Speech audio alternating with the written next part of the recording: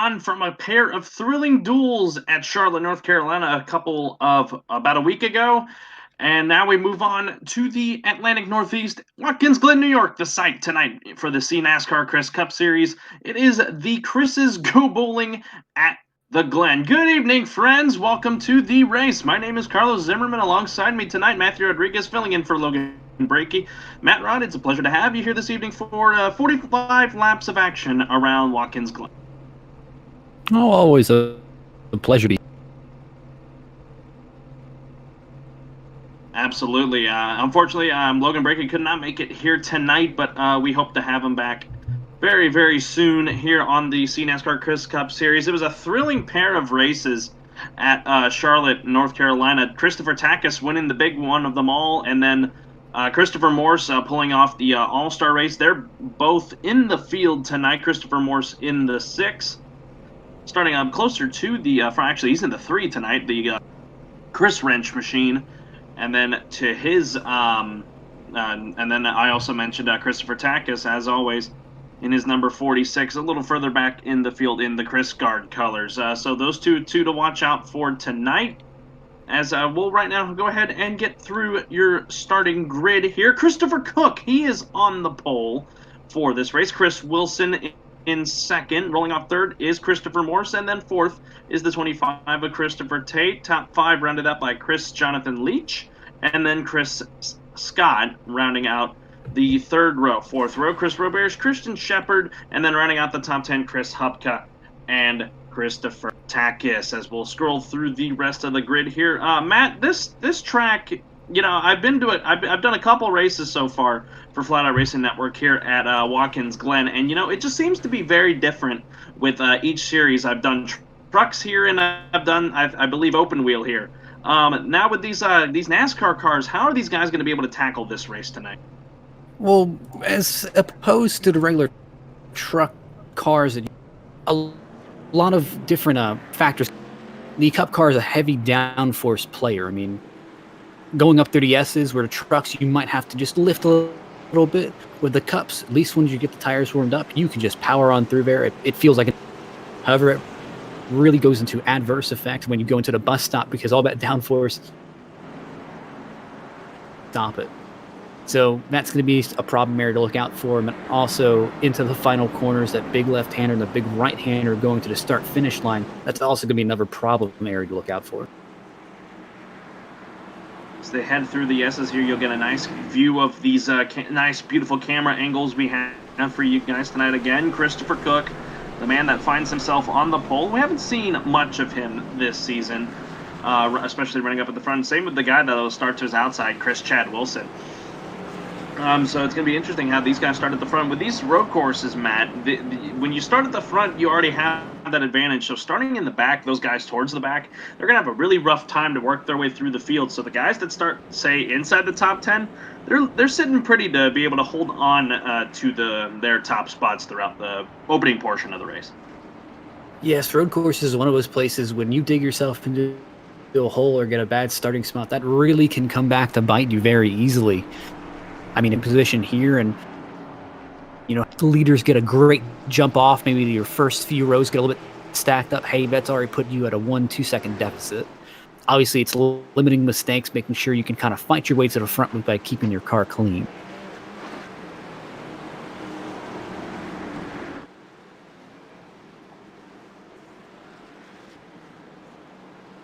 No, you're absolutely right. That's the thing with these road courses. Fun thing to point out about tonight, there will be a competition caution at about lap 10.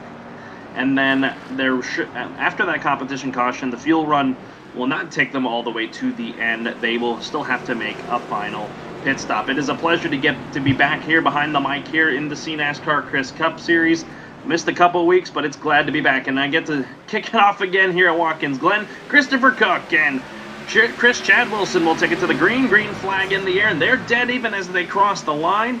Coming up behind them is Christopher Morse in the 3 as the 95 Pro Chris car takes the was already wrecking turn 1.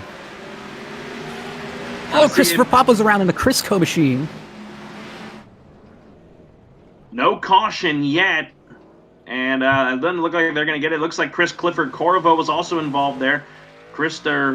Papa a really tough break tonight. A guy who was running a special scheme tonight for this race. He is covering for the or he's representing the longtime Watkins Glen public address announcer Mike Pasdyke. He suffered unfortunate seizure last week that put him in the hospital, so he's on the hood tonight, but not a good start for the 13 Crisco car. And it's a shame because Christopher Papa was really trying to take it easy on that start, and you could tell how he was just kind of easing into turn one, and he went to go avoid the spinning car and ended up hitting Chris Knott and turning himself around. So definitely just an unfortunate scenario for him.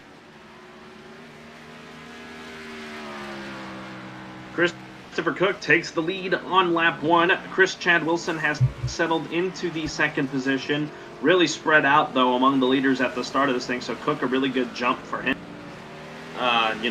Christopher Morse, he's rolling off in third. He had a win from one of the duels at Charlotte. He's trying to catch up to the back bumper of Chad Wilson. Jonathan Leach, and Chris M. Scott rounding out the top five. A lot of former winners up here in the top part of the group. Christopher Takis, we mentioned him. Lap winner from Charlotte in the granddaddy of them all, I believe it was the Chris Coke 600 or something like that. He's running in 9 with Chris Hubka running right behind him. And then one of the guys that hadn't really been around, as the latest, I was going to mention him, Christopher Shepard is off in the bus stop and plows into the tire barriers. Man, he really overshot that corner.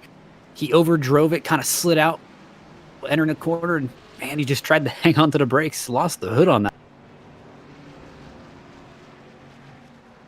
Oh my goodness, Christopher Tate is also spun. How did Tate go around? I don't know. I was on the Christian Shepard machine. And when then Tate was coming out of the corner, he actually clipped one of the little rumble strips and ended up sliding it sideways. Oh, and the 98, the Chrissy D of Chris Robiers. He ended up getting a little bit in that. Roberge finds himself in 15th, the guy who's actually going to be in the pits right now. And remember, they have a competition caution on lap 10. So some guys are just trying to feel this out, seeing if they need to push right now. And some guys are just saying, hey, let me make it that caution. And they're only on lap 3, Matt, so that's still a long time away. In the meantime, Christopher Cook has been able to open up a 4.5, now almost 5-second gap back to Chad Wilson, who sits in second, as you get that nice little flyby shot there on the exit of 5 as they head down towards to 6. Chad Wilson and Christopher Cook, like I said, they haven't really been making many starts here in the Chris Cup Series, but they're showing their stuff right now. Maybe both of them a little bit of road course experts, but then you look at Chris M. Scott, who's in 4th, who's come close to victories this season. So, it just depends on how these guys feel about driving road courses as opposed to ovals. I mean, I know guys who purposely circle road courses on their schedule just because they have so much familiarity. Like maybe they come from an open wheel kind of background, or they come from something where it's more road oriented, like the GTE or GT. Hey, the transition over oval was fairly hard for them because it's trying to wrap their head around. When we get back in their element, being a different car than they're used to, they can really come alive. Speaking of coming alive, Christopher Cook's really just put a clinic on the rest of the field right now. Over 6-second gap back to him as he heads off of turn number 5, heading towards number 6. Having a little bit of connection issues, though, at the early portion of this race. Hopefully it doesn't affect him too bad, but right now he's sitting pretty right now in his number 95 Pro Chris Toyota Camry up in front. One guy that I do have my is the Chris Bull car of Chris M. I've noticed he's been lurking back here, and his times are actually pretty even as he gets a little bit loose off. His times are actually pretty. He looks like he's gaining just low. Actually, he lost a little bit that last lap, but he looks like he's consistently holding. So I'd watch him to be a good long-run car, see if he can take care of his tires to make a mount or make a charge. Yeah, no, Chris M. Scott, he's had a good car week in and week out. Had some bad luck in previous races, but then he's able to rebound the race after. I'm not sure how well he did in the Charlotte duels, but he's always seems to be a factor, and he's fourth in his number 4 Chris Bull Toyota right now, so he's sitting pretty right now, 10.5 seconds off the race leader, Christopher Cook, but he has been steadily gaining on the number 3 Chris Wrench car of Christopher Morse, and also lurking right behind him too is the 48 Chris car of Chris Jonathan Leach, his number 48, as these front 5 are within 5 seconds of each other, and then you got to go 9 seconds back to Christopher Takis in the National Chris colors, the winner from Charlotte, who sits in 6th right now. He's probably our biggest mover, and we got to wreck some. Man, it's Chris R. Otto out of the bus stop. Man, I was about ready to shout him out just because I know he was having some issues in practice. Oh no! And the 44 of Christian Shepard gets into him. Christian Shepard in the 44 got into him. There's the 88 of Chris R. Otto, the Nation Chris colors. Oh my goodness, already big trouble. No yellow for that, however, so and that's no a shame. Full course yellows. Those guys were sideways down there into the big hairpin. I was getting ready to shout out Chris Otto because in practice he did not look like a stable car. This did not look like his day, and at the moment he was running about half pack and or midway through the pack. Even in races that you're not very, even if you still bring home a good finish, pretty much a win in my book, but didn't look like he got too much damage on that car. He's going to be able to continue.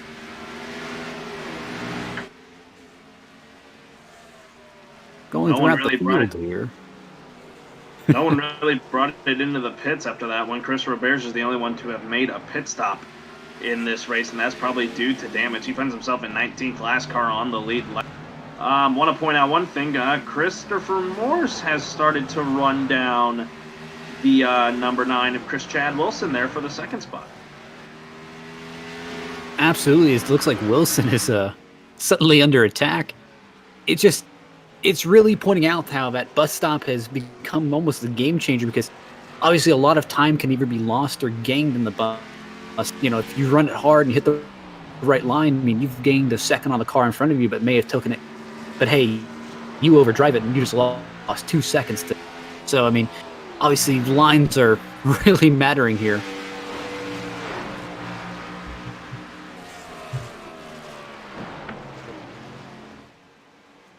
As he was running him down for a bit, now the gap is cut down to about almost a full second as they're running up on some, I think that it looks like to be that was the lap traffic. 71 yeah, of Christopher Landy.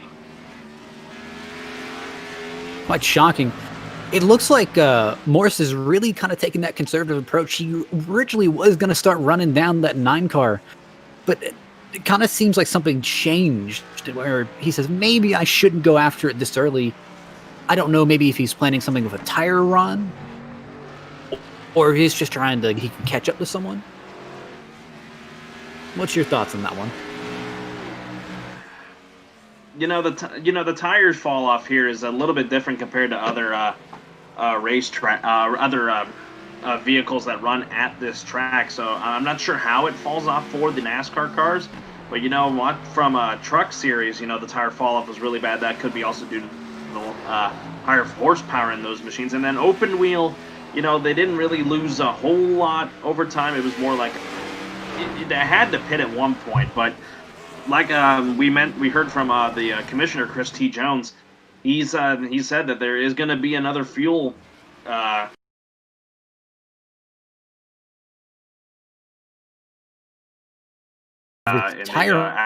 the competition model. This tire model really punishes new tires, where you're coming out of the pit stall and these things feel. So, I mean, obviously that's one big thing to think about if they ever get in the green flag pit stops, where it's, of course it's fresh tires and it's going to have more grip. But those first few laps, you cannot push at all because you're just trying to get back up to heat.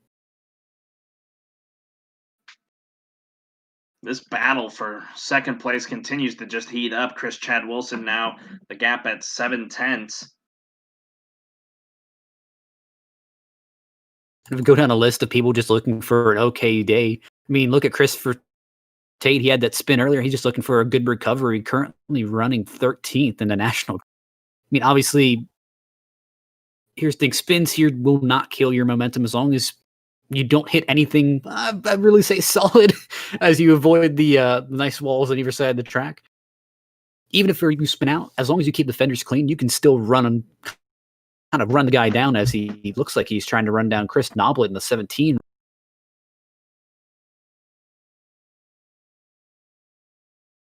Got a battle further back in the top 10. Chris Edwards in the 72 Chris Colors, and then the U.S. Chris Colors, the 01 of Christopher Lawrence, one of the guys who hasn't run the full schedule this season. Good run for that guy in the 01, again, the U.S. Chris Colors. Running in the 10th spot right now as he just lost the spot to Chris Edwards, hoping to try and run him back down here just on the edge of the top 10. And you got to remember, that competition caution is going to come out here, I think, this lap, but that's really factored. Oh, caution's out, so it looks like we're calling the competition caution now, as Christopher Cook is all the way on turn 1. But you got to think that caution was kind of in the back of their minds, where it's, I mean, do we really want to push right now? And here's the big question: is when do you feel is the right time to start pushing for trying to go for those aggressive moves? I mean, the thing is, with how everyone just got so spread out there at that start, I don't know whether if you're just gonna the battle for the win's gonna happen on the opening laps after this caution, or maybe if another yellow comes out later on, it's gonna be very hard to gauge that. So, especially at a track like Watkins Glen, you got to be mindful of hitting your marks and stuff like that. We've seen a few guys spin out and whatnot early on, even before this first caution. So, it's really hard to gauge on when the right time is to make aggressive moves. And, well, Christopher Cook, he made quite the aggressive move by jumping way out in front of everybody else there, leading into this competition caution. And that really just shows a difference in. Obviously, you have all the guys up front who are trying to really go for position. I mean, obviously, everyone really top 10, feel they have a shot to, win this.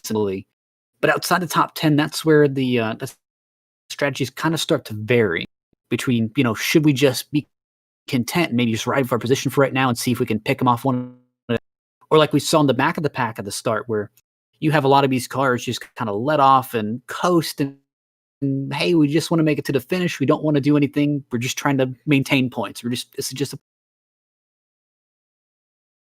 I mean, you got some guys like, again, Christopher Cook, Chris Wilson, who are really looking for those, a banner day here, but saying like, hey, maybe ovals are not my strong suit. Maybe I've had down luck the last few weeks.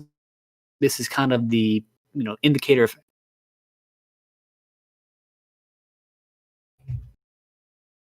No, absolutely, man. This could be a race that where a bunch of guys are going to be able to turn around their season. Guys like Chris M. Scott trying to just get over that hump and get a W.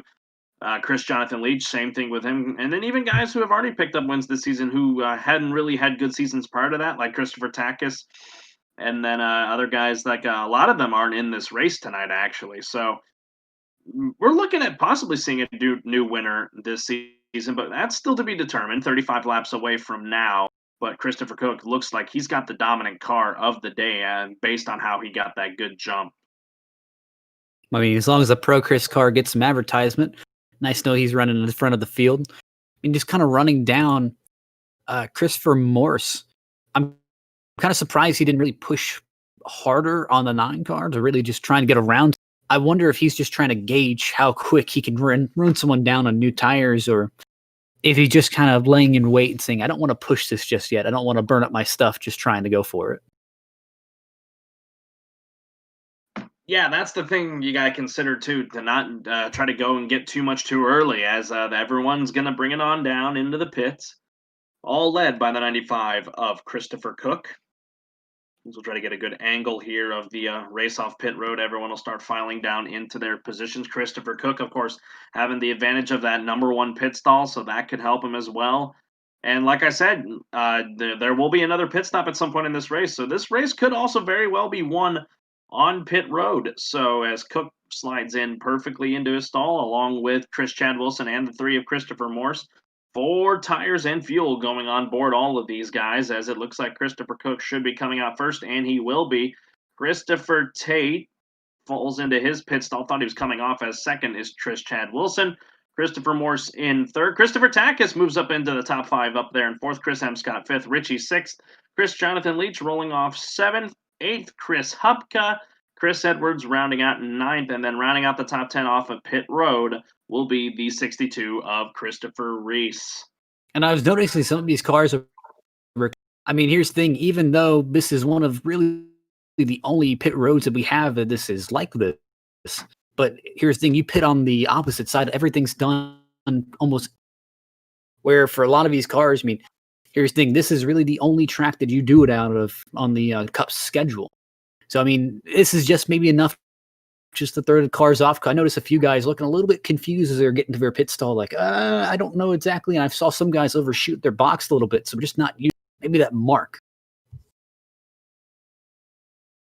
No, yeah, you're absolutely right. This track is very the pit road here is, like you said, very different from other racetracks. You know, you could even take it back to times where there was pit road on, like at Bristol. You know, they're on both sides of the racetrack. They used to have that at Darlington and at Rockingham. So you got to consider the uniqueness of this pit road and why guys sometimes have struggles to get into their pit stalls. One guy that didn't really have struggles was Christopher Takis, our Charlotte winner, picking up 2 spots on pit road there to move up the fourth, jumping over both Chris M. Scott and Chris Jonathan Leach. Leach losing about 2 spots on pit road. Those two, the biggest winners and losers off of pit road as the pace car continues to wheel everybody around. That's the lap car of Chris Newman in front of everybody here. He did not pit, so he is looking to maybe take a wave around here.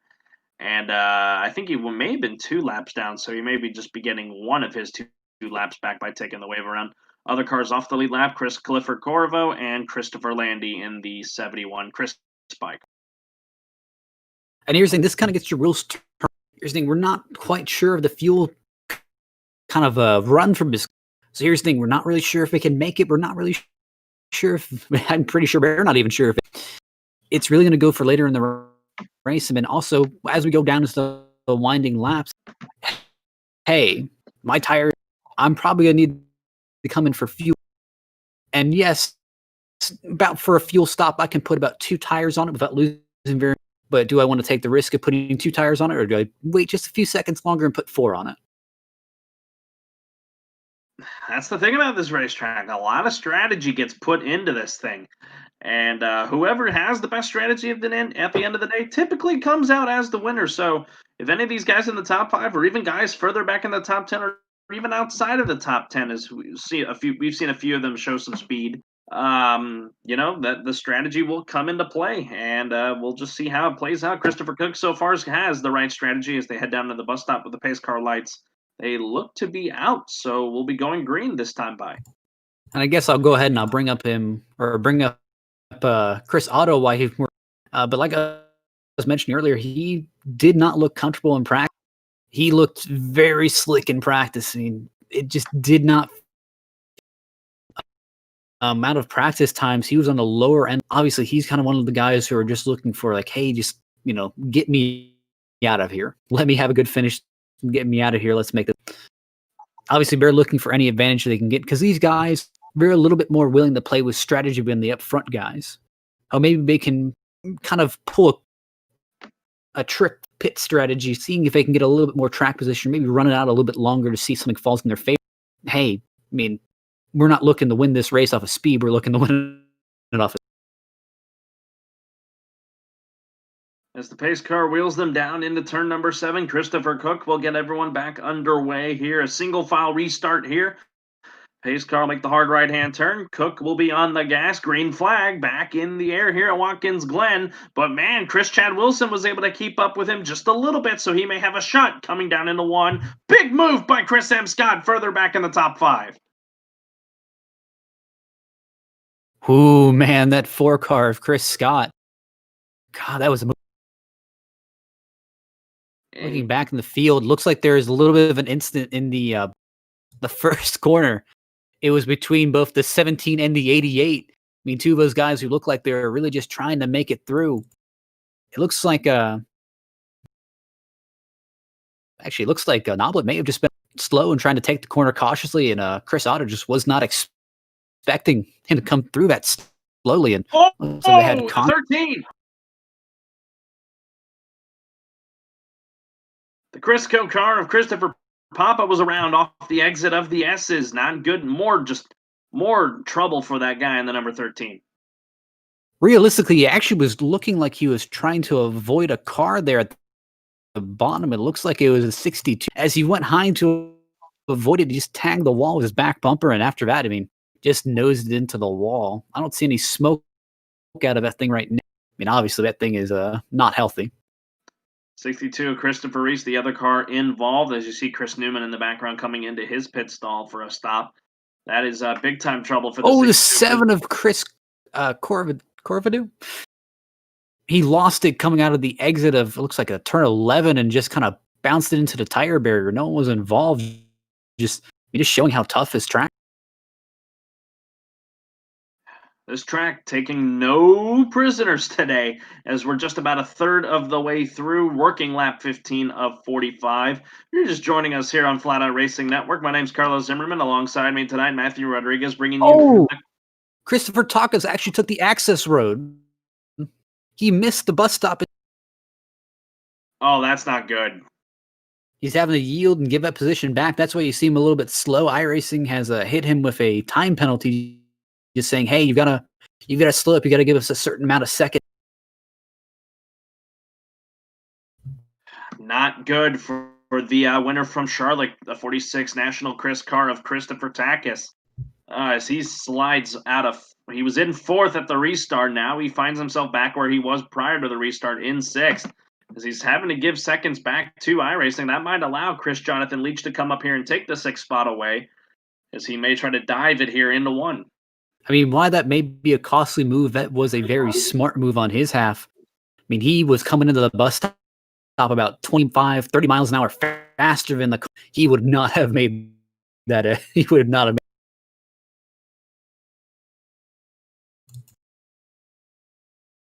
Meanwhile, at the front, Christopher Cook doing exactly what he was doing prior to the competition caution, just running away from the field. A little bit slower getting away from Chris Chad Wilson, though, but he just continues to pick up a lot of time on that Chris Knows How car of Chris Chad Wilson. Both of them having good runs today.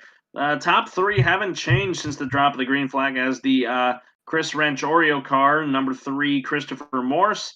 He's still rolling around in 3rd with Chris M. Scott sitting in 4th in his Chris Bull car, and then the Chris number 35 of Christopher Ritchie, the Tide colors on that machine, he is running in 5th. You know, Christopher Ritchie, I mean, he may be one of the dark horse cars today. I mean, he started in 12th mid-pack. I mean, really is just trying to work his way up here. I mean, he's kind of kept it clean, no dents in the car right now. And he's obviously looking to track down the 4 Chris Bull car here. Oh, he slides it getting in the 1. Really had to lock up the brakes there. Takas off the course right now, right behind him. Man, that's just, here's the thing, that's the main, you know, you've heard the expression, when it rains, it pours. I mean, here's the thing, Christopher Takas is really trying to get back to Christopher Ritchie. I mean, he was right there. He was battling for a position. And that's kind of a product of, you know, hey, I'm flustered. I'm trying to make up time. I screwed myself out of, you know, battling for a position. That was my own mistake. All right, let me try to catch back up. And that's pushing way too hard. And, you know, while short term, it may have a quick effect of, you know, maybe losing the car a little bit. That's going to have the long-term effect of you're really beating up the tires. You're really beating up the equipment that, you know, it doesn't need it right now because we're 7 laps into a run. Oh, big wreck on the exit of turn 5. Chris Jonathan Leach, I saw him almost upside down, along with one of the younger, newcomers this season, the 01 of Christopher Lawrence. Big time cars torn up. It almost looks like he had contact with the 70. I don't know if he just didn't know he was out there. Or, I mean, it's just here's the thing. When he got on that grass, I mean, he just lost all. And that's a shame for the 01. I mean, he was running so good today. He was running just outside the top 10, or almost, just outside the top 10. That is just unfortunate. I saw you saw it live. The 48 and the 72 just got together in a big time crash there on the exit of turn 5. Ooh, man, it almost happened again with Chris Edwards and Christopher. But I mean, here's the thing. Christopher Tate, you saw him spin around almost in the beginning of the race. He is all the way up to 8th again. I mean, that's the thing. As long as you keep the nose clean, even if something happens at the end of the race, it's not over. As long as you take care of your stuff, I mean, just take it. You can really just take advantage of everyone else pushing and making mistakes, and you can win your way into a nice top. He sits in the 8th spot right now, the 25, trying to run down the 72 Ducris car of Chris Edwards as they come down here towards the final corner. He'll be to the outside here. It looks like Edwards is going to be bringing it down into the pits. No, he just took a wide corner there and let Christopher Tate go on by. So move Tate up to the 7th spot. Right now, looking at how Edwards is kind of driving that car, I think he may have burned off the tires a little bit. I think he was really pushing those last few laps. I mean, that's one of the big. He just spun it. He is in the wall. I mean, that's just a shame, but that's kind of the. I think he was just pushing too hard, and that's one of the big things is at Watkins Glen, you're really racing yourself. You do not want to outrace. I mean, race your own pace. If someone's faster than you right now, let them by. Let them burn up their stuff. So when you've got your stuff, you're saving later off in the race, so you can go past.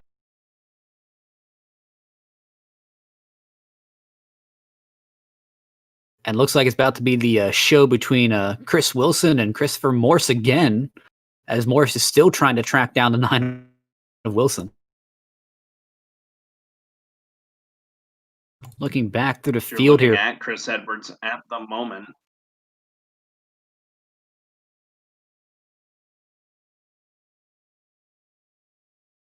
Oh, the 90 car, the 90 of Chris Newman is in the wall. Man, he's kind of stuck in a really bad. Looks like him and the 01 may have had a little bit of an incident going into the. Looks like he actually just overshot the turn. Man, the 01 was already in the sand. That was Christopher Lawrence. I mean, that just shows you how sometimes your day kind of goes from bad.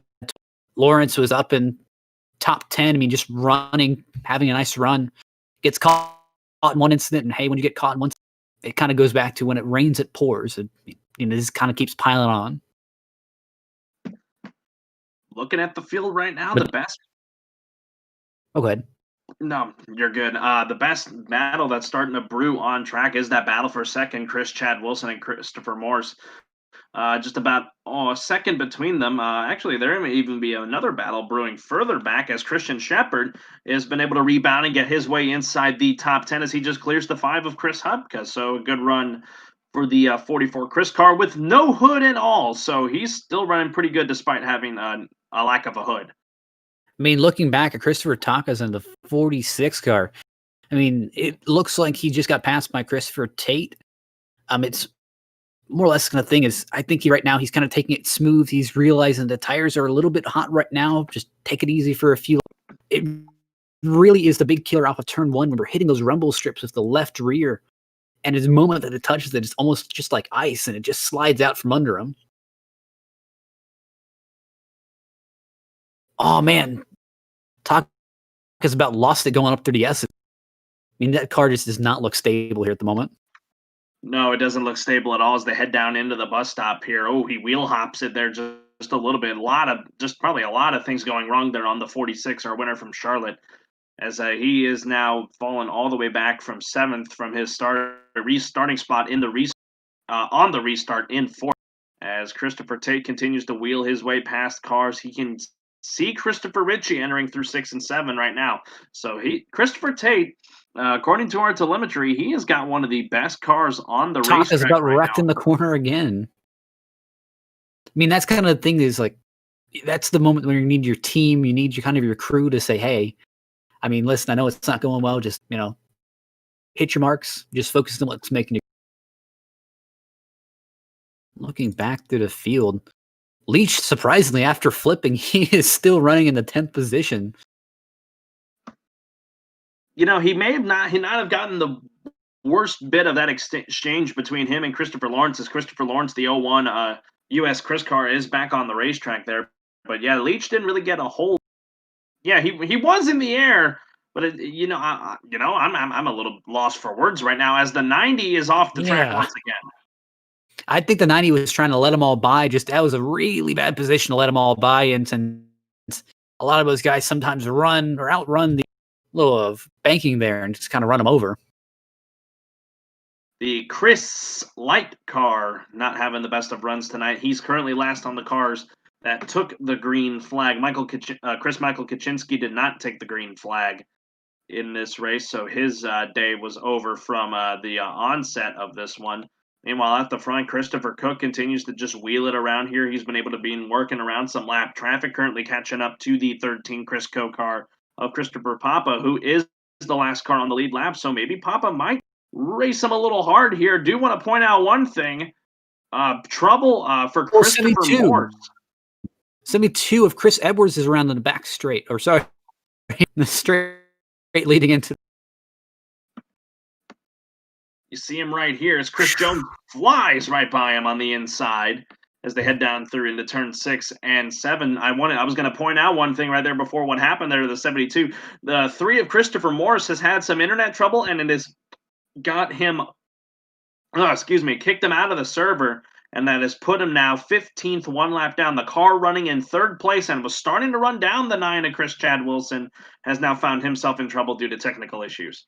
I mean, have you noticed something today, bro? Those Chevys look just a little bit more slick than any other. They just seem to be a little bit more free. I'm not sure if that was a team decision or if that was a kind of a setup of the car, but I mean, they just look really slick today. You saw right there with the 72 that found himself going off track there on the exit of 1. And so, yeah, there might be something up with those Chevys. Those are the only guys that we've really seen have a lot of trouble in terms of the grip value, as we're just past the halfway point here at Watkins Glen. Very good action here in the Chris's Go Bowling at the Glen. Oh, Chris Morse just disconnected. And that might have spelled the end of Christopher Morse. Oh, my goodness. Let me go ahead and take a look back at what happened to him. It says he actually manually disconnected, that he did not. Taking a look back here. As he checks that, Christopher Cook still putting a clinic on the rest of the field. Chris Chad Wilson now still in the 2nd spot. With Morse disconnecting, that moved Chris M. Scott up to 3rd, Christopher Ritchie to 4th, and Christopher Tate up to 5th. Another one that's really been moving up through the top 10, that is Christian Shepard. He's just gotten around Christopher Takis a few laps ago. So he finds himself in the 6th spot, just on the outside of the top 5. Good run for that man in the number 44. I want to say it's the Miller Chris car, if you will. With no hood. It's hard to tell with no hood. But, I mean, you think he's having a bad... right now, I think the guy who's certifiably having the worst day has to be the 98 Chrissy D car. Started in 7th, now running 20th, no front end. That looks like a scrunched up soda. I mean, that's kind of the... That's kind of a driver's worst nightmare, to come into this track. And with this scenario, like, hey, all I have to do is maybe this is not my best track. Maybe I just need to get a good finish. And the nightmare scenarios get caught. I think he was caught in the first lap incident with the. I think he was caught with Christopher Tate when he came across the racetrack and he scrunched up the nose. Of course, something else has happened to that car now where it has no nose at all. And that's the thing with this track. It can eat you alive if you're not really used to running at these kind of tracks. And so far for Chris Robert's a guy who had a good run at Pocono. He has not really been able to rebound since then. Not sure how he performed at Charlotte, but today definitely not the good run he wanted. And I'll tell you, at 62 of Christopher Reese, he's been a pinball today. I mean, more or less just unfortunate. Either sending a little bit too far in or just getting a little bit of contact with the rumble strips and just sending him around in that Chris Fab car. You see him here just ahead of the 2nd place car, Chris Knows How car of Chris Chad Wilson there in the 9. It looks like he's going to be fighting him here. I don't know why he would be. Christopher Reese is 2 laps down in the 15th position as he's going to allow Wilson to get to the inside. That was a little close on the exit of the S's, but he is clear on, and they'll continue on here as they head to the bus stop. See, that's the big issue that you have with the lap down cars. Right now, I think Christopher Reese is on newer tires, and just the thing of he's got a little bit more bite coming off the corner, so of course he'll be a little bit faster. I mean, as the leader, you're rooting on the lap cars. You're telling them, hey, block them as much as you can, take away their line. As a second place car or someone who's trying to run them down, you're yelling at every lap car saying, hey, get out of the way. This is not for you. There's a race going on and you're not. No, you're absolutely right. That's the mindset of those guys that are trying to run down the leader. I mean, Chad Wilson's got a lot to do. It's a 15.5-second lead back to from Chad Wilson to Christopher Cook.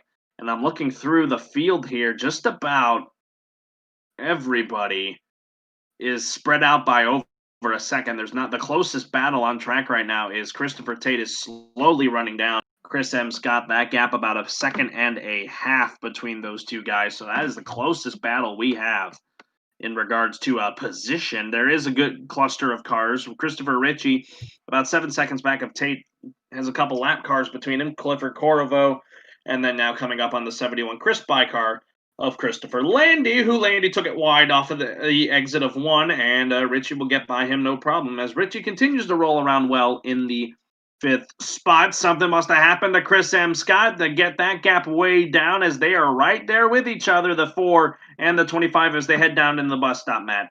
Like I said, Christopher Tate's been a man on a mission. Ever since that spin, he has been working his way back up. I mean, he is really a personification of just coming back from the brink. I mean, spinning around, and heck, he's in a battle for a top 3 position. Oh, he gets a little bit loose coming off.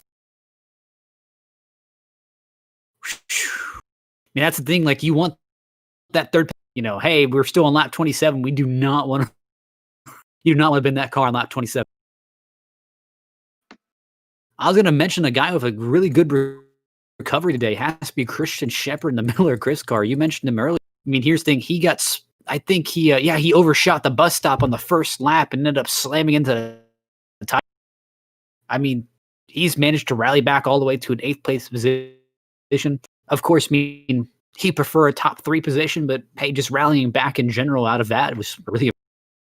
No, that's absolutely impressive for a guy that doesn't have a hood on the front of that car and still being able to run very well. The thing is, at a track like Watkins Glen, aerodynamics aren't really paramount as they were to maybe an oval track. So even though he has no hood, he's still able to show speed. I swear some of these guys keep losing body panels. I mean, I just look back at Chris Leach and I notice he no longer has a front end. He's currently a wheel and modified going around the track.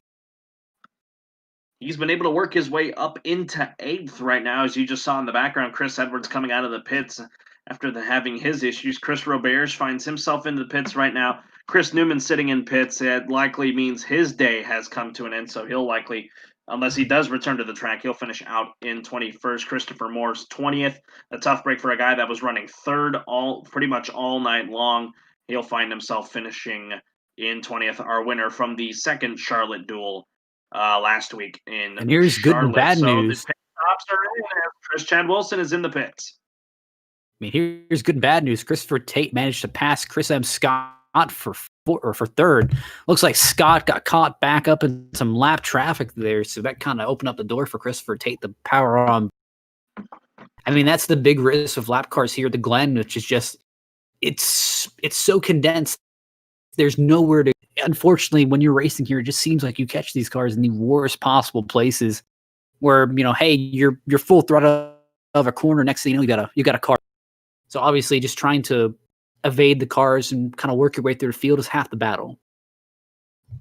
Chris Chad Wilson has brought it into the pits for his final pit stop of the night there on lap 29 of 45. We went back green at about lap 13 or 14, and those guys made pit stops at lap 12. It's going to be very close at the end, but everyone should make it to the end on fuel when this cycles through. Chris Chad Wilson made a very bold move making a pit stop when he did, because now he's got himself riding around, still on the lead lap, 50 seconds behind Christopher Cook.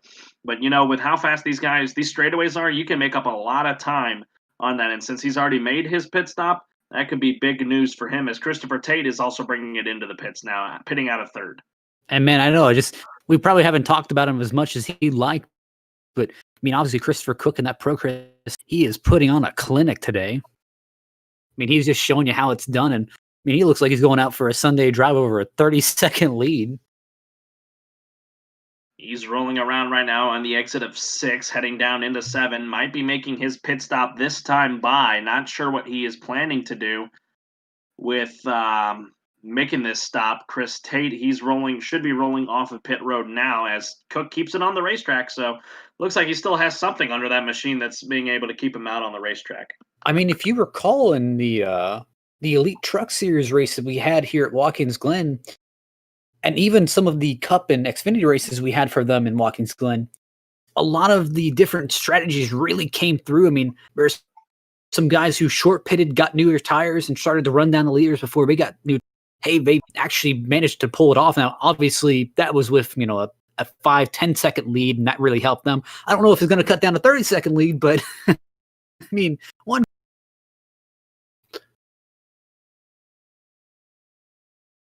Also worth noting that Chris M. Scott is now on pit road.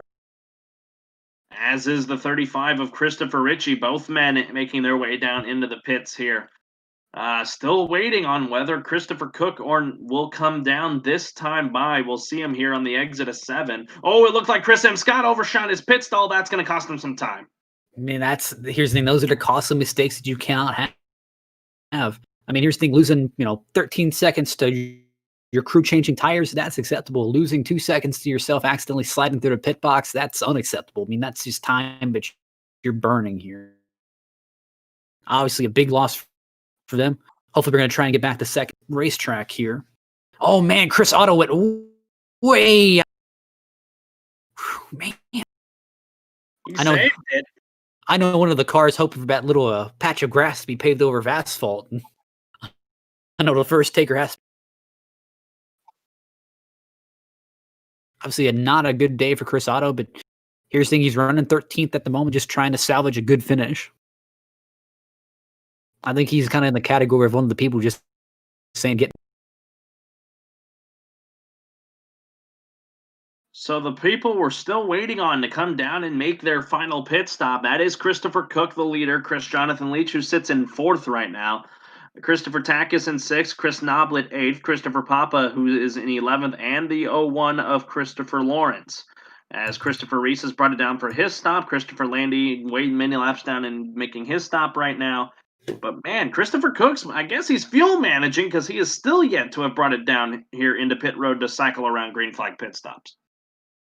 And here's the thing, I'm looking at the racing current. I mean, the one guy that I got my eye on right now is Christopher Tate. I mean, he about 2 laps ago got some fresh tires. I'm looking back at that 9 car, and I think he came into pit road probably about 1 or 2 laps earlier than that 25 car. So obviously, right now, Christopher Tate's really just trying to close the gap on the 9. Oh, excuse me. What I think he's trying to do is Christopher Tate's trying to make it a race towards the end of this thing with that gap only being at 9 seconds, because whenever Cook comes down to make that pit stop, those guys are going to start really trying to gain time there as the Cook car is trying to get around the 48 of Christian Leach to put him a lap down, which he does successfully here on the exit of turn number 5.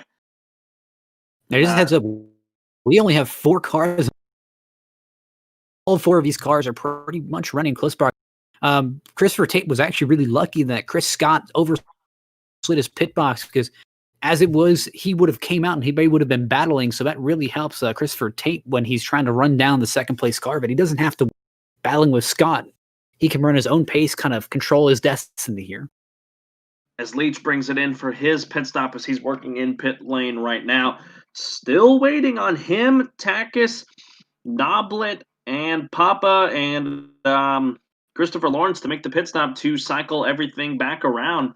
Man, Cook, he's got to have something good on that car. But the risk he's running is the longer he stays out on those old tires with Chris Chad Wilson on those newer tires, even though the gap's 50 seconds, every second is precious if you're the race leader. So you want to have as big of a lead as you can. And right now, since Wilson made that pit stop, Cook's lost about 4 or 5 seconds. Yeah, really, it's just kind of a risk versus reward kind of thing for him here. Right now, yeah, currently Chris Wilson's running about a second faster lap than 95. I mean, you got to think the 95 trying to play the long game here. I mean, if he waits to get tire on, Once he puts on those new tires, hey, the nine's already burnt up all the stuff. So hey, he at that point can just turn on the jets and go. That's also very true. One thing I didn't think about. Yeah, the longer that Cook stays out there, the nine could continue to using his stuff up. That's what you got to watch out for. Man, they must have really put something good in that car because he is still not bringing it down with 11 laps to go here in the Chris's Go Bowling at the Glen race here in Watkins Glen, New York. Carlos Zimmerman, Matthew Rodriguez bringing it to you tonight. Matthew Rodriguez filling in for Logan Brakey this evening as these guys continue to wheel it around almost inside 10 laps to go. Christopher Cook, he's been in control. He has led every single lap here tonight at Watkins Glen, looking to go wire to wire from pole to win. Like I said, there's just some of these guys that really just mark road courses on their calendar and say, hey, this is my week. This is what I'm going to do. And, there's some guys who put on this, and, there's a lot of guys that come over from the open wheel cars. And again, the road racing cars were very, I have a good friend who, he usually competes in the GTE, GT3 cars. His constant complaint whenever he hops in one of these cars is, man, these things are so heavy and they cannot. So, just these guys got.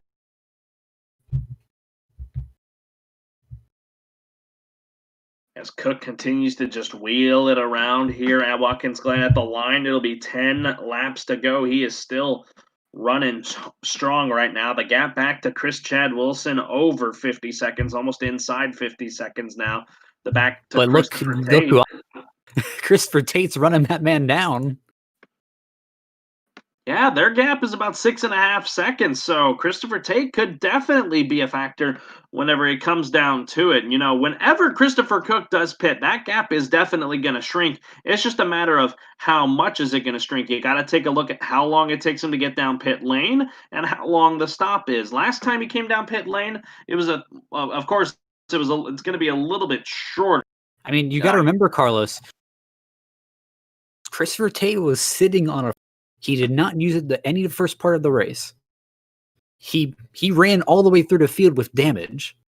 On that last pit stop, he used his fast repair, got it all fixed up. You got to think, if he did that with a damaged car, what can he do with a clean car? It's very true. Very, very true. The cleaner car you have, probably the better run you're going to have. But I was going to mention, Christopher Cook's total time on pit road was 51.3 seconds last time, as here he comes with coming to 9 laps to go. He's going to bring it into the pits. Now let's see how the gap is just going to shrink from him to Wilson and Tate. Here's the thing. You just got to stress no mistakes. Any mistakes can really derail your entire strategy here. And yes, you have fresh. You don't want to burn them off trying to get the position you should. Looks like the 72 was involved in another accident. Wheels it down pit lane here to the number 1 pit stall. And I saw the 72 reappear on pit road. That was because he spun it out of the bus.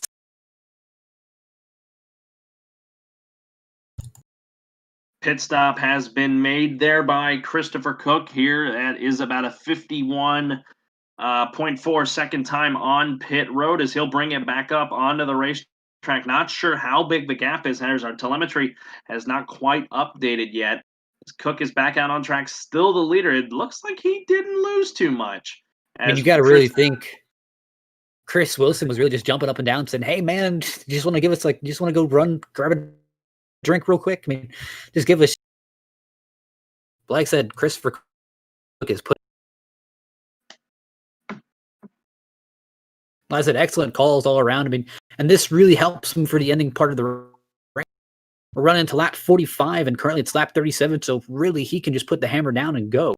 Obviously, I don't think running flat out is currently the idea here that he wants to go through. Obviously, just take it conservative, make sure that you maintain your lead and don't wreck the car. That's the gap only shrunk to 16 seconds, and it is now starting to steadily grow once again as the gap between everybody, it is fairly spread out. The best battle on track is for the two guys that are battling just outside the top 10, Chris Noblet and the 33, the commish of this series, Chris T. Jones, as they head down into the bus stop here.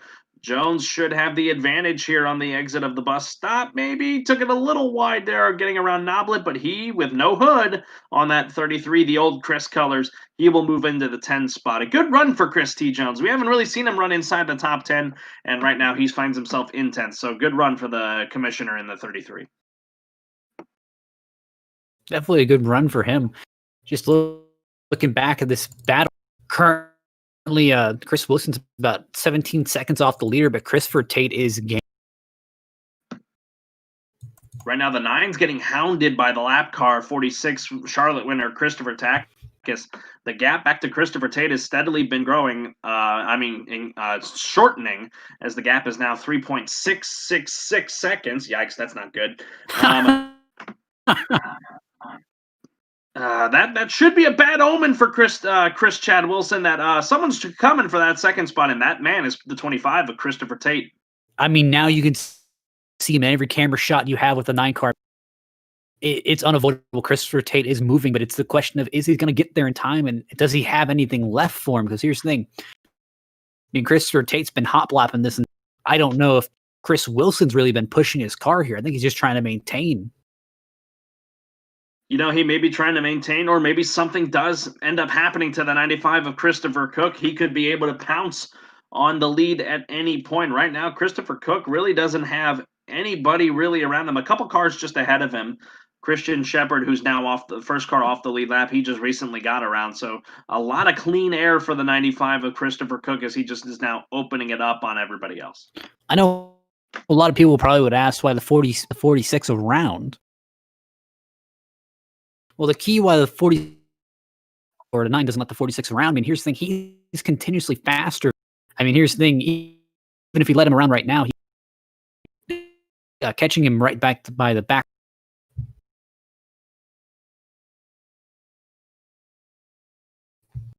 Christopher Tate continuing to try and shorten the gap between him and second place Chris Chad Wilson. The gap now at officially 3.09 seconds. So the gap has been holding steady, but has been gaining as well in certain points of the racetrack, especially whenever Christopher Takis gets close to the bumper of Chris Chad Wilson, as both of these guys have 2 lap cars between them now. The 46 of Christopher Takis just got around at the 5 of Chris Hubka, which was 4 positions. So a battle happening on the bookends of this, and then a battle happening between both the guys.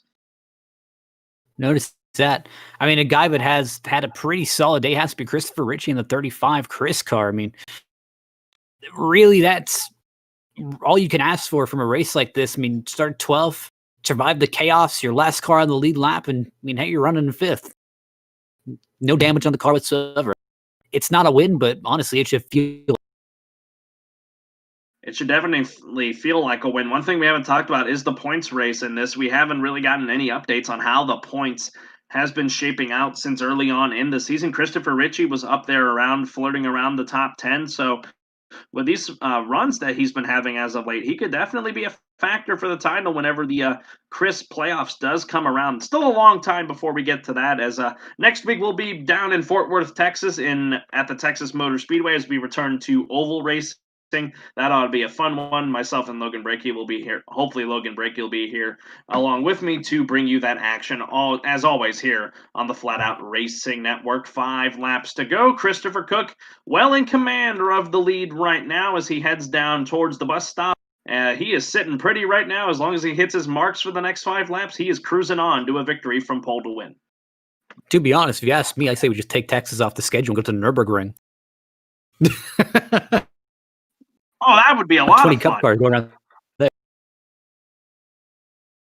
Oh, if only we were able to do that, to go around the Nürburgring, and that would be a lot of fun to take it to that. But nope, unfortunately, Texas is where we'll be. It should be a lot of fun regardless. Christopher Cook, as he continues to bring it around, when he hits the line, it'll be 4 laps to go here at Watkins Glen. A fairly uneventful race today, but we've had our fair share of action. The one caution, the competition caution at lap 10, and that has just set the stage for Christopher Cook to just put a clinic, as we've been saying, on the rest of the field, as one battle is starting to brew again. Here comes Christopher Tate. The gap is about 1.5 seconds now between him and Wilson. You know, obviously, as we start go down our schedule, and when we get later, when we go to the other road courses, obviously Christopher Cook's got to be one of those guys where it's like, hey, everyone's got an eye on it now. Like, hey, this is the guy that we need to match here.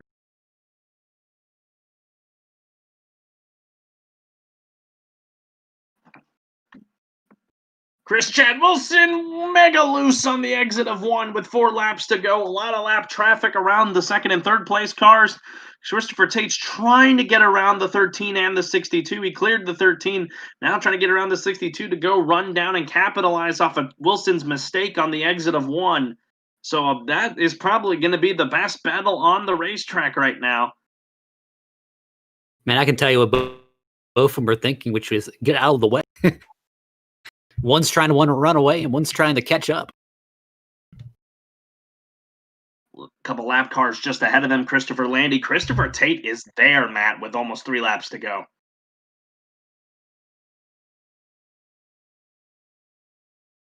The 9 makes a move to the inside, maybe trying to get around Landy into the corner. He's not going to be able to, so that 71 might be in the way of the 9 here as the 25 comes up to him here with 3 to go.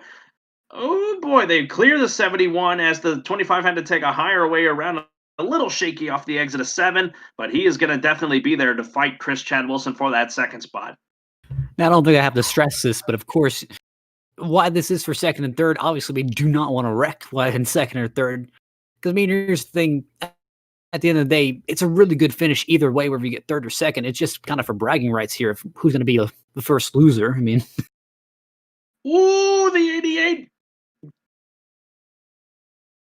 just almost got in the way of both of them. And that's what I was talking about. You catch these cars in the absolute worst parts. And that's just a product of road course racing. And really just Watkins Glen itself is there's not a lot of room. It's a very technical track. But it's one of the easier road courses.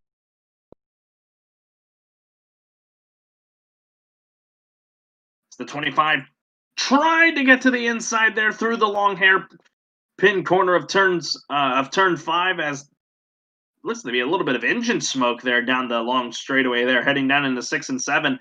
2 laps to go on the board. Christopher Cook in control of the race. These guys just battling for the second spot. Man, these guys' cars, they're just everywhere. Both of their cars are fishtailing through the corners. I mean, here's the thing. They're kind of pouring everything they have left. Obviously, you want to finish as high as possible. And, for Chad, here's the thing. You started second. You want to finish second. But for Christopher Tate, he started 4th. I mean, he wanted to win, but this is the next best thing. That's why he is hounding him right now as these guys are wheeling it around. 2 laps to go. Again, Christopher Cook well in control of this race. Oh my goodness, we got trouble. Christopher Cook is blowing up. Cook blew up. I mean, this second place battle is a battle for the win. He is blowing up right there on the back straightaway. A lot of front end damage. I don't know what happened. He's been blowing up for a little while. Looking at this, it almost looks like visible wall. When he was coming out of the bus stop on lap 43, he hit a curb and just popped down, and the front end got damaged, the back end got damaged, the engine blew. He was just trying to make it to the end. He's on obviously, the white flag lap now. He's still trying to make a run. I mean, obviously, he is way down on. And I think Wilson and Tate both know it. My goodness, high drama at the end of the Chris's Go Bowling race here as Tate's been able to get around Wilson for the spot as they are trying all they can to maybe go run down Christopher Cook, who's well off the pace right now, and the speed really getting out of there. I think the car quit. I think he blew up. I think he's done. He's done. And there goes Tate on by them. Oh my goodness. Look at Chris. Oh my goodness! Big time trouble! The 9 runs right into the back of him, right in front of the leaders. Oh my goodness! What is happening? A foot race. It's gonna be a foot race at this point. The 9 got slowed down by the 46 of Takis coming back onto the racetrack. And after Christopher Cook completely dominated the afternoon from lap 1 to lap 44, has trouble coming to the white flag, and because of all of that, Christopher Tate will come out of turn number 7. That battling Chris Chad Wilson is going to pay off. He is going to take the victory here today at Watkins Glen. What a recovery from the 25 here. I mean, just being able to battle back after adversity.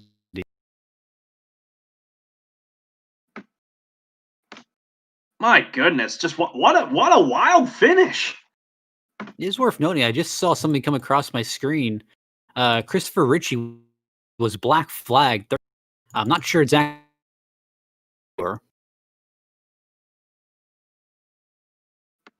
I mean, Christopher just pulled that one out. I mean, just being able to kind of anticipate. Hey, I mean, I was racing for second. Hey, suddenly now I'm in the race. As there you see the 95 Pro Chris car of Christopher Cook, the guy that just dominated this entire race. Oh, you got to feel for the guy as he was just, and then he just had that trouble with 2 laps to go. We were focusing on the battle for second, which ended up being the battle for the win. And my goodness, just heartbreak for the guy that just dominated all race long.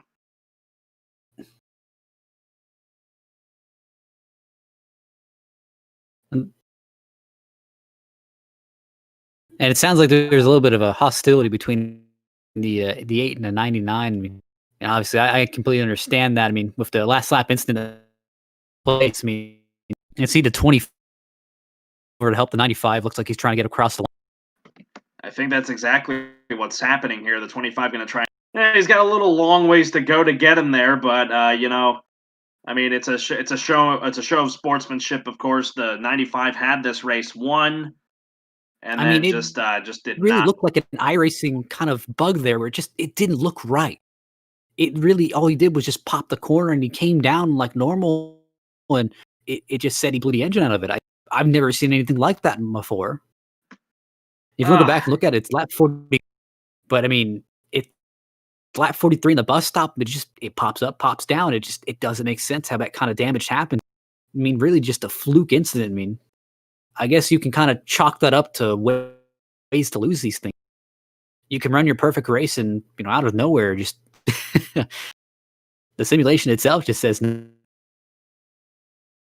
going to try and get it back to that point. Again, folks, Christopher Tate is your winner here today at Watkins Glen. Trying to find out where it happened. And now we know why, where there was that engine smoke on the long straightaway.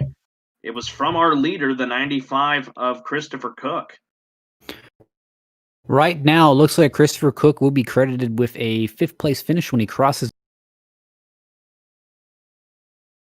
So you have him running down here into 6 and 7.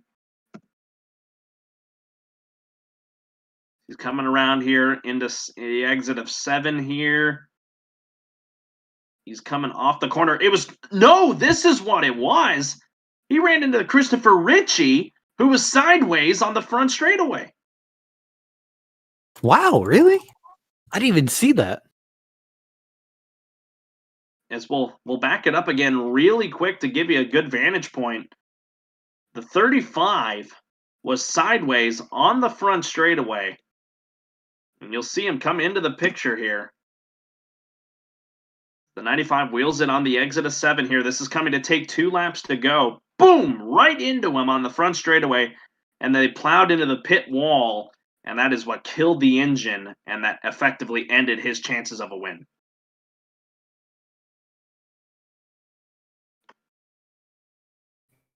Man, that's a heartbreaker.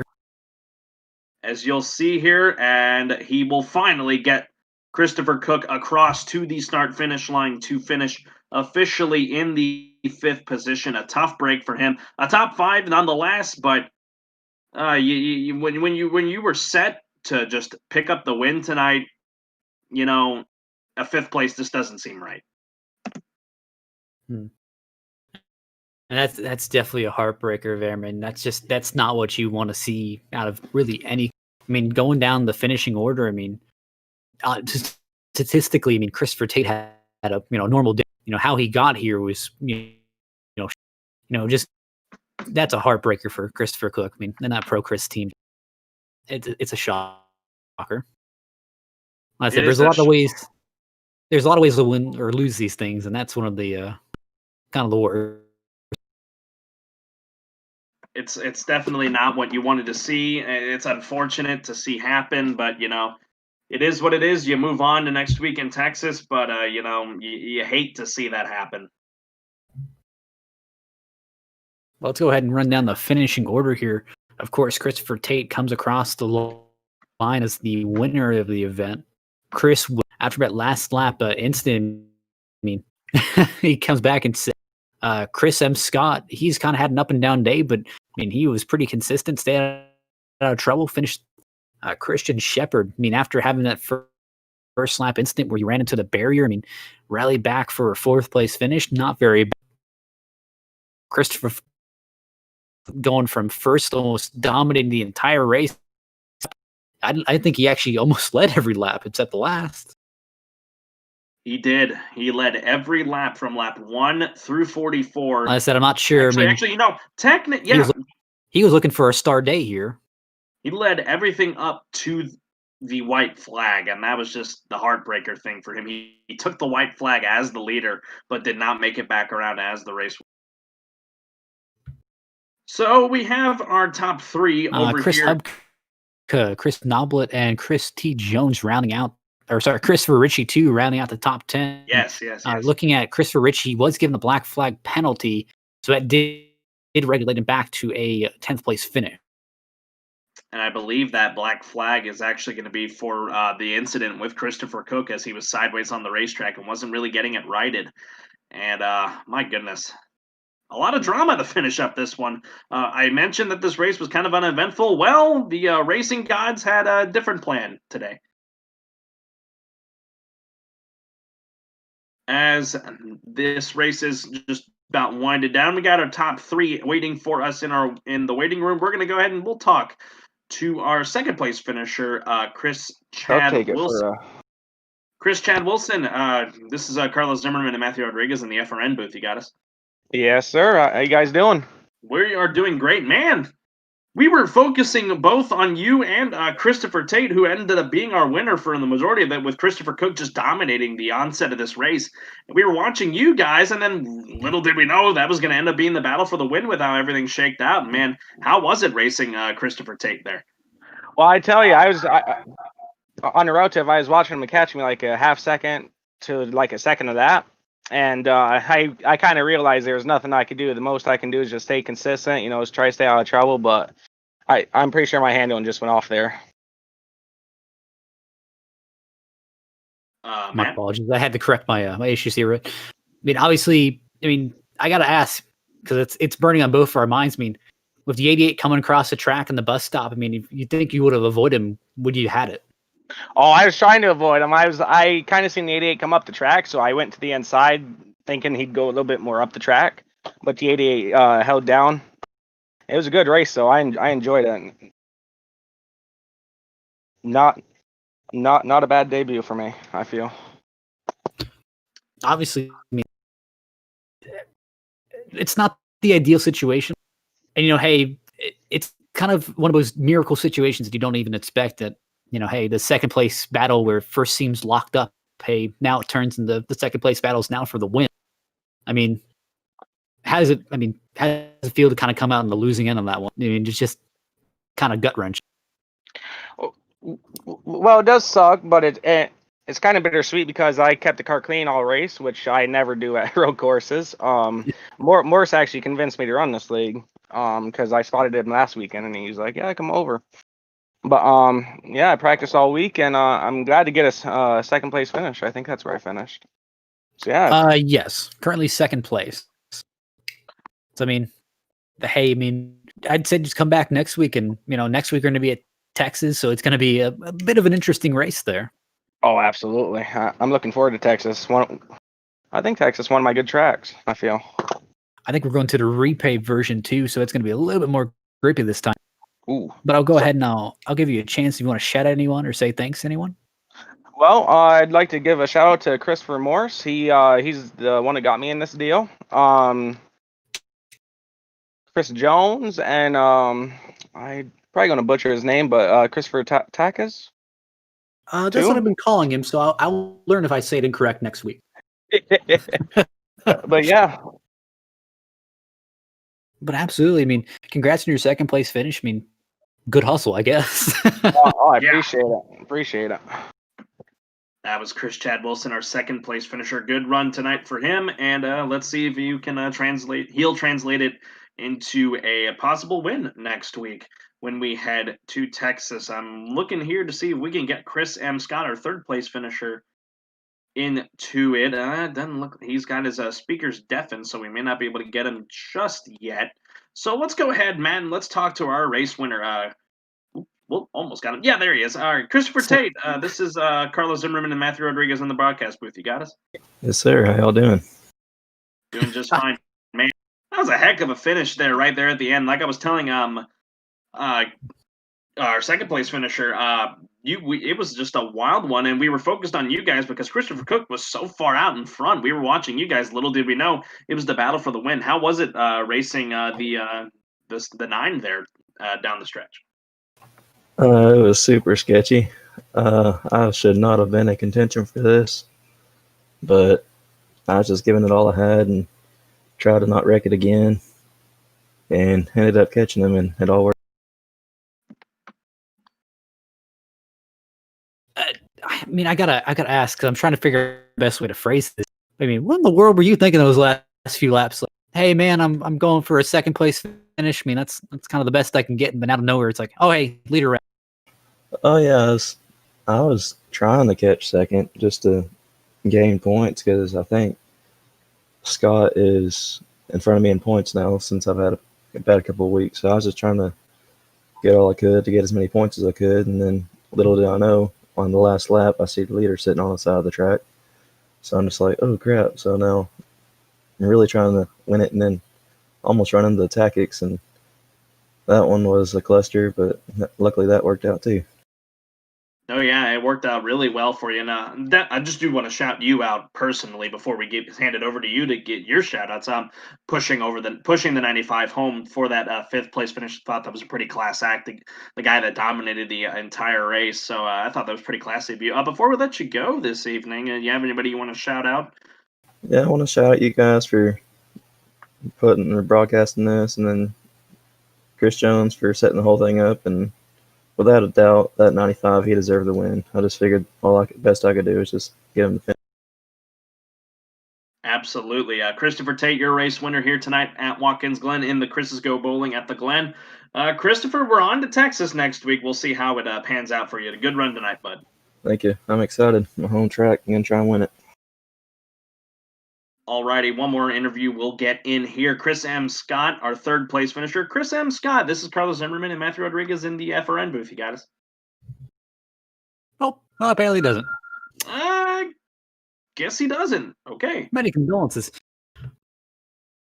As looks like he may be having some speaker trouble. Yeah, I mean, let's try this again. Chris M. Scott, this is Carlos Zimmerman and Matthew Rodriguez in the FRN booth. You got us?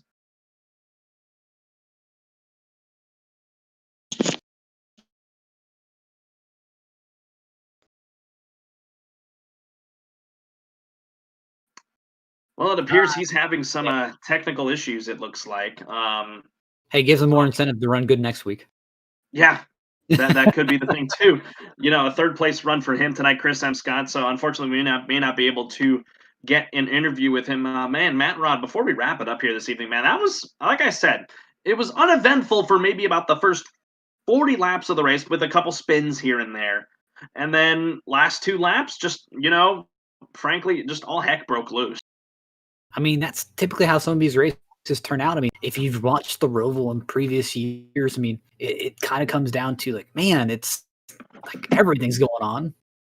And this is almost really no exception. I mean, road course racing has become so much more popular in the last few years. And obviously, this really puts on showcase who has the best car control at these road courses. I mean, you see guys who, maybe don't have very good. Oh, hey. Chris M. Scott? Hey, how's it going? There we go. Now we finally got him here as our third place finisher this evening. Oh man, you were having a kind of a little bit of an up and down day today, but you were able to rebound for a third place finish tonight at the Glen. Yeah, it was a pretty quiet day. Just kind of out there, just setting my pace and just hoping for the best from there. Matt Rudd. My apologies. Now, you've been I can't recall correctly if you have been to Victory Lane or not this season. If you want to enlighten me on that. I mean, it's been a minute since I've been back here in the booth. Yeah, I was fortunate enough to take the checkered at Pocono a few weeks back. That's right. That was the last race I covered. That's right. You were the winner at Pocono. I need to write this down on a notepad every race I cover. But yeah, coming out of Pocono and then running in Charlotte last week, and then having to move over to this track, Watkins Glen. It's a definite shift from track to track.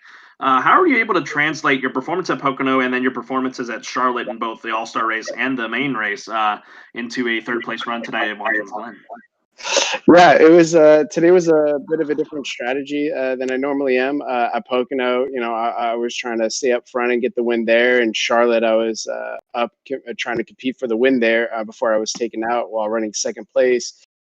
Today, it's turning right. It's not my forte. We had a solid car, a solid, stable car. So it was just more about keeping a good and just kind of letting my car sit where it needed to sit. I finished third. I don't think I was the third fastest guy out there today, but it was just all about keeping the tires on the ground and the car pointing in the right direction all day. Matthew, you have anything for Chris? I just realized my mic was muted. After that pit stop where you overshot the pit box, did that really hurt you time-wise? Or kind of like mentality-wise? Yeah, and I overshot it twice, and but honestly, in the end of schemes, Chris Tate was so far ahead, and he made it out on pit stops. I don't know if he took 2 tires or not, but I noticed he gained a lot of ground on top of me after those stops. So it did hurt me, but honestly, I don't think it changed the outcome of the race today. There's just a little different trying to learn how to pitting on the wrong side of the pit road. So, I mean, just kind of that thing of you just wonder what little things you could have done different just to be in the conversation for the win. So, I mean, just happy to see you keep your head up. Yeah, and I think really the only thing too is I might have had a little bit more pace out of the car today, but I would have been pushing it. And, once everything's sort of scattered and everything's spread out, it was just really hard for me to try to push the car to the edge when I really did have enough room. So today was more about a points day and just keeping the momentum. Last week, getting taken out of Charlotte, that was a real heartbreaker while running up front. I thought I had a good car and a chance to win that race. So today was just kind of bouncing back from that, going to Texas. So I'm excited for that race. Absolutely, it ought to be a really fun one next week at Texas Motor Speedway. It always brings a lot of things to the table, and let's see if we can roll out a win with that. Before we let you go this evening, anybody you want to give a shout out to?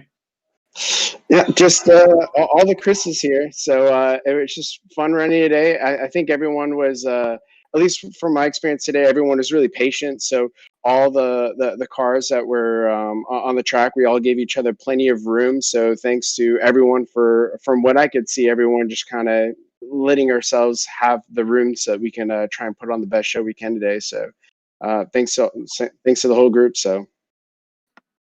All righty, Chris M. Scott, a third place run tonight here at Watkins Glen. We head to Texas next week. We'll see how you fare out there. Good night. Good run tonight, bud. All right. Thanks, guys. Appreciate it. You guys put on a good show. Thank you very much. Running a little short on time here. Matt Rod, do you have any final thoughts? Man, it's been, like I said, these road course races keep getting more interesting. Like as time keeps going on, you keep finding little things about road course. I mean, you start watching these road courses races, and the general thought is, oh, it's going to be kind of one lane-ish. It's going to be kind of freight trainish. There's not going to be any battles. I mean, and every time these guys just surprise us with just amazing racing. No, absolutely. Out of the races I've covered so far here at Watkins Glen for Flat Out Racing Network, this was very fun to cover and a lot of action especially right there at the end. These road courses, they bring a lot to the table in terms of quality that they bring, and Watkins Glen definitely one of the more elite tracks out there on the circuit. Matt Rod, I want to thank you for hopping on with me tonight. It was unfortunate we couldn't get Logan Breaky in, but we'll hopefully get him back next week when we head to Texas. Yeah, he just had some personal family stuff, so no worries on us. We can go ahead and we can prevail on with just us. Oh, yeah, we'll just see how everything pans out. The world just being the crazy as it is. I heard right you now, scream because I suggested about hopping in the booth next week. It'd be great to have you along for the ride. With just it's a lot of fun to get to call things for FRN. We hope that we provide just an outlet for you guys that are watching to just get away from the world for a minute and how the world is right now, and to just give you some great exciting action here at Flat Out Racing Network. Speaking of exciting action coming up at the bottom of the hour, the Soda Guys Cup Series gets underway. Race number 14 to 35 on the season at Kansas Speedway out in the heartland that is Kansas. Seth Cole and Sam Dyer, they will be bringing you that action coming up next on FRN. We'll be back again tomorrow for the Speed 51 Elite Days Gone By Truck Series. To my knowledge, we'll be at Lucas Oil Speedway there in that series. That ought to be a fun one. Myself and Bronson Stafford will be on the call for it there. For Matthew Rodriguez, my name is Carlos Zimmerman. Thank you once again for joining us on the Flat Out Racing Network. Please stay safe wherever you are and have a wonderful evening. Once again, your race winner tonight from Watkins Glen in the cNASCAR Chris Cup Series is Christopher Tate in the 25. We'll see you next week when we head on to Texas Motor Speedway down in Fort Worth. But for now, good night from Watkins Glen, New York.